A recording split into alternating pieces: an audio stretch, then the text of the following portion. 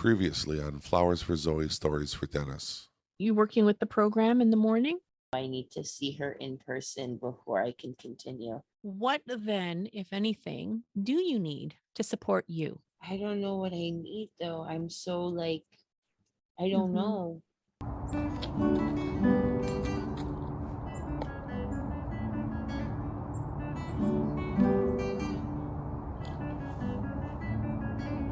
On today's podcast, we're doing something a bit different.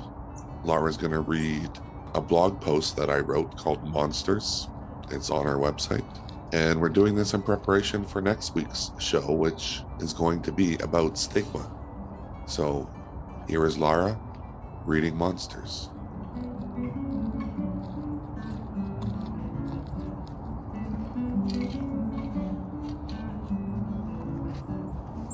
Every generation has their monsters. People that are shunned by society and then discarded. People that are avoided and usually ignored.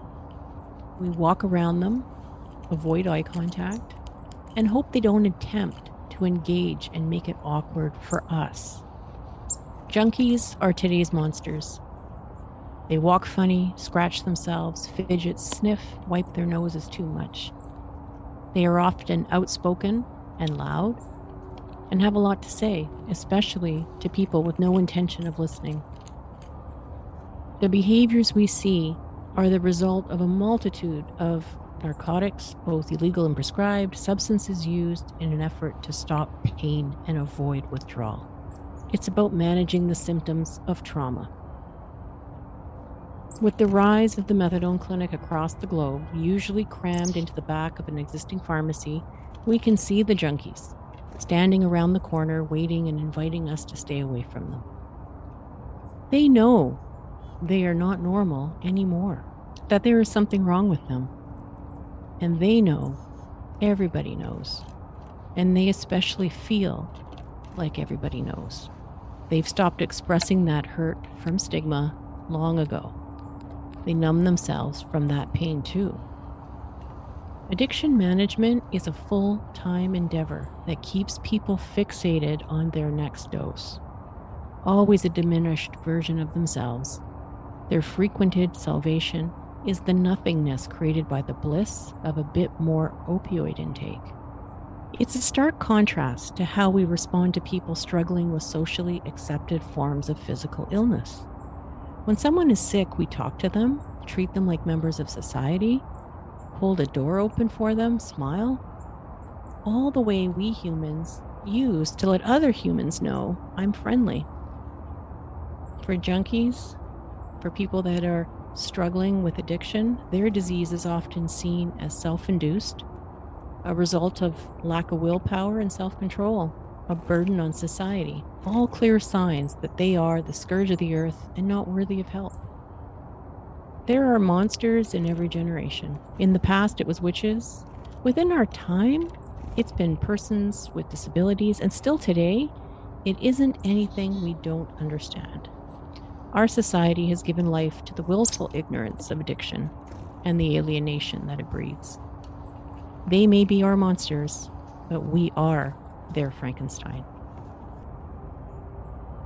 If you like what you heard, or you want a copy, or you want to read it again, you can find this blog post on our website, flowersforzoe-storiesfordennis.com. If you are going to be on the website, like and subscribe. Yeah, like and subscribe, and anytime we do release a new blog, you will get an email notifying you. So it will be kind of cool. Hopefully we start using this blog a bit more. Hey Dennis, Zoe's living life. That's the best way I can sum up her last few weeks. It hasn't been easy, but it sure has been rewarding. She's getting a lot of things done, and to everybody's astonishment too, except her own. See, when she quit fentanyl, she left a huge mess in her wake, and she's now picking up all those pieces of that broken life and managing to put them all back together where they belong. She has her kids back. She has a home. Mom actually says she was nesting, like what a pregnant woman does before a baby's born. And she has. She's turned my apartment into our home.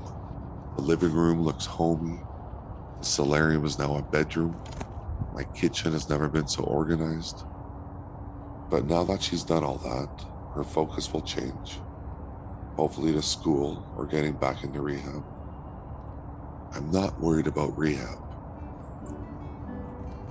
She's got this. She will make the right decision. Dad would feel this way too. And that brings me some ease. But still, you never went to rehab either. So that scares the hell out of me. Right now, today, they'd be so proud of her.